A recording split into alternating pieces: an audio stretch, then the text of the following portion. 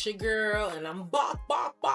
So today I'm gonna be doing something a little differently. So a lot of you have been a few points short, and we getting real close to these exam changes. So I wanna make sure you got what you need to make sure you lock in past that exam-y and you be done. And you be walking through the summer all licensed and stuff. You know what I mean? So anyways, I'm gonna show you really quickly what I would do if I was you and I only had like a month to study and I feel like I know all the content. Like I don't need a course, I don't need a boot camp, I don't need to watch another video. I know the information, I'm just struggling when it comes to strategy and trying to make sure that I can lock in and get these questions right. All right, so I'm gonna go ahead and share my screen real quick and tell you what I got for you. All right, so if you look at my screen real quick, we're gonna talk about how you can get what you need to do to level up and pass this exam. So anyways, guys, if you go to book.lcswvibes.com, I have 3 of the new playbooks that I just created, and they're for different people at different stages in their life. So if you're watching this video and you're already licensed, you need to see your playbook and journal. Or if you're a supervisor and you're providing that support, you need that supervisor manual. But right now, you already know I'm focused on you guys getting licensed. So we over here in this first spot. So what's gonna happen, you're gonna go to this website and you're going to click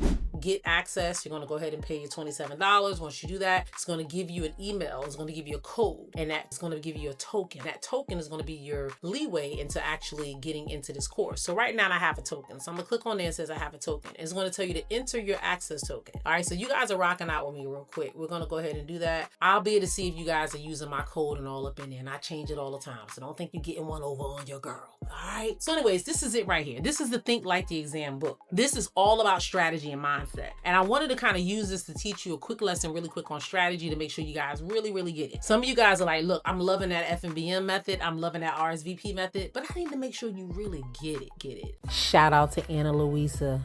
Honestly, my favorite jewelry this summer. Go shop using my link. It's in the description.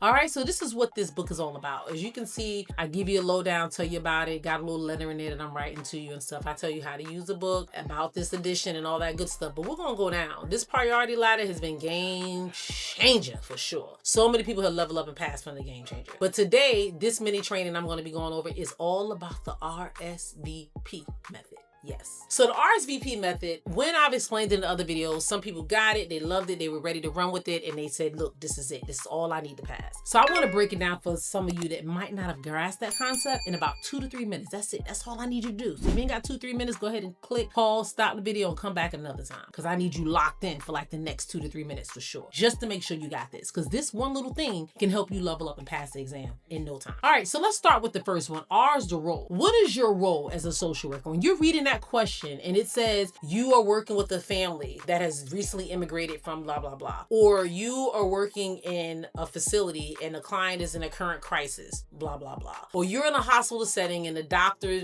doesn't approve of this and disagrees with the client, you know, going home or whatever it may be. What is it? You need to know your role. In one place we're the school social worker, one place we're the hospital social worker, one place we're a crisis social worker, one place we might be the individual or the therapist per se. That is our role. So it's really important and detrimental that you understand where you are and who you are in these test taking scenarios. Now, before I go any further, even though you know who you are, you understand your role, it doesn't necessarily mean that you do something different according to NASW or ASWB. The rules are the rules. The guideline is the guideline. We're always competent, ethically sound social workers. So with that being said, our decision making is always the same, but we need to understand our role so we can know how we actually apply it in that situation. Because if I'm a school social worker, it's going to look entirely different than me working at a community center where I'm providing crisis intervention. It's totally different.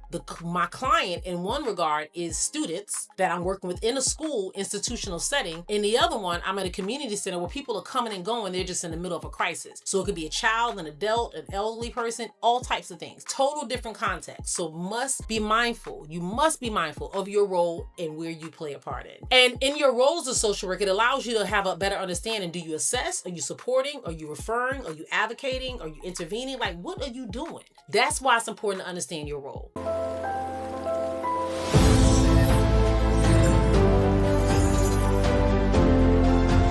Stop guessing. Start thinking like the exam. All right. So when you understand your role, then you rule out safety stuff. Because remember, safety first. So you know who you are, and then you need to figure out if there's any safety stuff in there. And that's pretty much where the priority ladder comes in at. We're not going to go back to the priority ladder. Just stay with me here. Because when you understand the safety, you can look at it and say, okay, what's happening? Is there any life-threatening medical situations, any substance use issues, any domestic violence, any elder abuse, any homicidal, suicidal ideation, any child abuse? Is TARSOF a need here? Duty to warn? These are the things we're looking for. Any red flags. So we address safety, period. No ifs and buts about it. That is what we're doing. And then as we move from the safety part, we move on to the validation and values. Some of you watched my first video, was all about validation. Then I thought about that thing and I'm like, you know what? We got safety, but we got to make sure we got the ethics up in there. So validation and values, I couldn't figure out which one would be the better one for the V. So I just chose them both. Yeah, chose them both. And I'm going to tell you why. Because where most people forget and start to lose points, as I have here, is because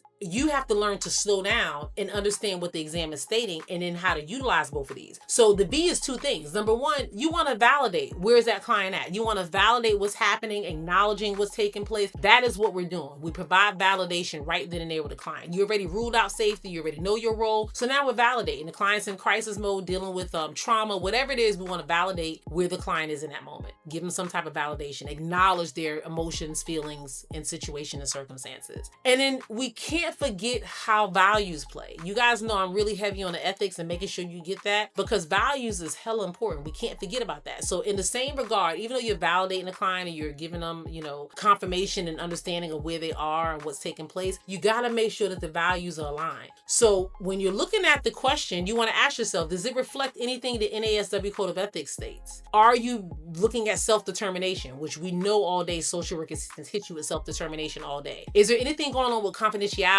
or dignity and worth of a person? Like all of these things we need to know. We need to look at the social work core values and see is any of it playing a part in this scenario. That is what we're doing. So we got the role, we got the safety, and we got the validation and the values. Hope you sticking with me. All right. I know I said 2-3 minutes and right now we heading into 4. So just give me one bump. All right. The last one is P. We got to know the process. Where are we at in the social work helping process? This in itself is a game changer. If you know where you stand in the helping process overall, it will help get you the points that you need probably to get over the hump. Just think about it. If you're in engagement phase, why are we intervening? You have to understand where you are. If you're terminating the client, why are we getting ready to do an assessment? Think, people. This is how we need to do it. We gotta think. And all of the time when we just put our thinking caps on, we're like, oh my goodness. It happens to me all the time. I do a question, I'm like, girl, if you don't back up and think a little bit about that thing, you just sat there and answered the question and clearly it was right then and there. So I check myself and I'm checking you guys too, because we're trying to make sure as many of you get licensed as humanly possible. So make sure you lock in and have a better understanding of this thing. Here goes real quick, RSVP at a glance. I hope it was hella helpful for you. Understand your role, safety, validation, and values, and understand that process. You do that, you're going to be winning, and this is a game changer all day long. Don't forget, go to book.lcswvibes.com, lock in and get this strategy and mindset book. Study it a week or 2 before you take the test. Guaranteed it's going to help you level up and get them last few points. Be blessed.